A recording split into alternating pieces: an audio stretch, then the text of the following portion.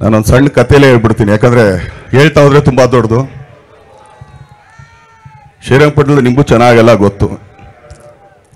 ಯಾವುದೋ ಟಾಂಗಾಗೆ ಕಟ್ಟಿರೋ ಒಂದು ಕುದುರೆ ಟಕ್ಕು ಟಕ್ಕು ಟಕ್ಕು ಹೋಗ್ತಾ ಇತ್ತು.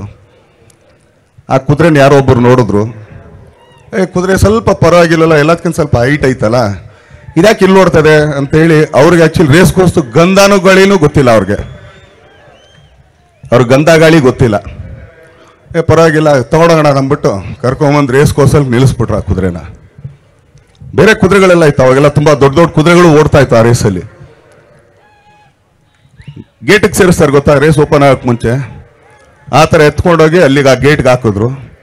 ಆದರೆ ಆ ಕುದುರೆ ಮಾಲೀಕರು ಬಂದು ರಾಮಮೂರ್ತಿ ಅವರು. ಇವತ್ತು ಅದೊಂದೇ ಅಧಿಕಾರ, ಯಾಕಂದ್ರೆ ಆ ಕುದುರೆಗೆ ಹೇಳಕ್ಕಾಗ್ಲಿ ಬೈಯಕ್ಕಾಗ್ಲಿ ಈ ಕುದುರೆ ನಾನ್ ತಂದು ನಿಲ್ಸಿದೆ ರೇಸ್ಕೋಸ್ಗೆ ಅಂತ ಹೇಳೋ ಅರ್ಹತೆ ಯೋಗ್ಯತೆ ಇರೋದು MG ರಾಮಮೂರ್ತಿ ಅವರು ಮಾತ್ರ, ಇನ್ಯಾರಿಗೂ ಇಲ್ಲ. ಆ ಕುದುರೆನ ಕೂರಿಸ್ಬಿಟ್ಟು ಅದ್ರ ಮೇಲೆ ನಮ್ಮ ಇವತ್ತು ನೆನೆಸ್ಕೋಬೇಕು ಅವ್ರನ್ನ, PN ಸತ್ಯ ನನ್ನ ನಿರ್ದೇಶಕರು. ಇವತ್ತು ಅವರಿಲ್ಲ ಆದರೂ ಕೂಡ ನಾನು ತುಂಬ ನೆನೆಸ್ಕೊಳ್ತೀನಿ. ಅವ್ರನ್ನ ನನ್ನ ಬೆನ್ಮೇಲೆ ಕೂರಿಸಿದ್ರು, ಓಡಿಸಿ ಈ ಕುದುರೆನ ಅಂತೇಳಿ. ಅವತ್ತು ರೇಸ್ ಕೋರ್ಸ್ಗೆ ನಮ್ಮ ರಾಮಮೂರ್ತಿ ಅವ್ರು ಬಿಟ್ಟಂತ ಕುದುರೆ ಅದು ಕುಂಡ್ತಾ ಇತ್ತೋ ಓಡ್ತಾ ಇತ್ತೋ ಏನೋ ಆಯ್ತಿತ್ತು, ಅಲ್ಲಿಂದ ಇಲ್ಲಿವರೆಗೂ ಓಡ್ಕೊಂಬಂತು. ಇನ್ನೂ ಓಡೋದಕ್ಕೆ ಪ್ರಯತ್ನ ಪಡ್ತದೆ ಖಂಡಿತ, ಯಾಕಂದ್ರೆ ಕೆಲಸ ಅಂತ ಬಂದಾಗ ಖಂಡಿತ ಆ ಕುದುರೆ ಎಲ್ಲಿಗೆ ಓಡಬೇಕು, ಅದ್ರಲ್ಲಾಗಿ ಇದೇನಿದೆ ಅಂತ ಅಂದ್ಬಿಟ್ಟು ಆ ಕುದುರೆ ಗೊತ್ತಿರಲ್ಲ. ಆದ್ರೆ ಅದ್ರ ಮೇಲೆ ಯಾರ್ಯಾರು ಕೂರ್ತಾರೋ ಒಂದೊಂದ್ಸಲಿನೂ. ನಾನು ಹೇಳ್ತಾ ಇರೋದು ನಮ್ಮ ನಿರ್ದೇಶಕರು, ನಮ್ಮ PN ಸತ್ಯದಿಂದ ಹಿಡಿದು ಇವತ್ತು ಆ್ಯಕ್ಚುಲಿ ನಮ್ಮ ತರುಣ, ಹಾಗೇನೆ ನಮ್ಮ ಮಿಲ್ನಾ ಪ್ರಕಾಶ್.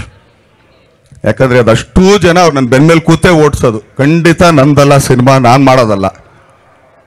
ಅವ್ರಿಗೆ ಆ ಕುದುರೆಗೆ ಯಾವಾಗ ಡೀಲ್ ಕೊಡಬೇಕು, ಕುದುರೆಗೆ ಯಾವಾಗ 4 ಏಟ್ ಹಾಕಬೇಕು, ಎಲ್ಲಿ ಸ್ಪೀಡ್ ಹತ್ತಬೇಕು, ಎಲ್ಲಿ ಸ್ಲೋ ಡೌನ್ ಮಾಡಬೇಕು, ಆ ಕುದುರೆ ಉಸಿರೆತ್ತಕ್ಕೆ ಎಷ್ಟೊತ್ತು ಜಾಗ ಕೊಡಬೇಕು ಅಂತ ಆ ಜಾಕಿಗೆ ಮಾತ್ರ ಗೊತ್ತಿರುತ್ತೆ, ಕುದುರೆಗೆ ಗೊತ್ತಿರಲ್ಲ. ಕುದುರೆಗೆ ಮಾತ್ರ ಓಡೋದಷ್ಟೇ ಗೊತ್ತದಕ್ಕೆ. ಸೊ ಅಲ್ಲಿಂದ ಹಿಡಿದು ಇಲ್ಲಿವರೆಗೂ ಓಡ್ಕೊಂಬಂದಿರೋದು. ನಾನು ಯಾವುದೇ ಒಂದು, ಅದು ಚಿತ್ರರಂಗ ಆಗ್ಬೋದು, ರಾಜಕೀಯ ಆಗ್ಬೋದು, ಇಲ್ಲ ಬಿಸ್ನೆಸ್ ಆಗ್ಬೋದು, ಶ್ರಮ ಅನ್ನೋದು ಒಂದಿದ್ರೆ ಅವ್ರಿಗೆ 25 ವರ್ಷನೋ ಸಕ್ಸಸ್ಸು ಇದು ಖಂಡಿತ. ಶ್ರಮ ಇಲ್ದೇನೆ ಯಾವುದೇ ಕಾರಣಕ್ಕೂ ನಾನು ಓಡೋಗ್ತೀನಿ ಅಂತಂದರೆ ಆಗಲ್ಲ. ಅದು ನೀವು ಮಾಡೋ ಕೆಲಸದಲ್ಲಿ ಒಂದು ಶ್ರದ್ಧೆ ಇರಬೇಕು.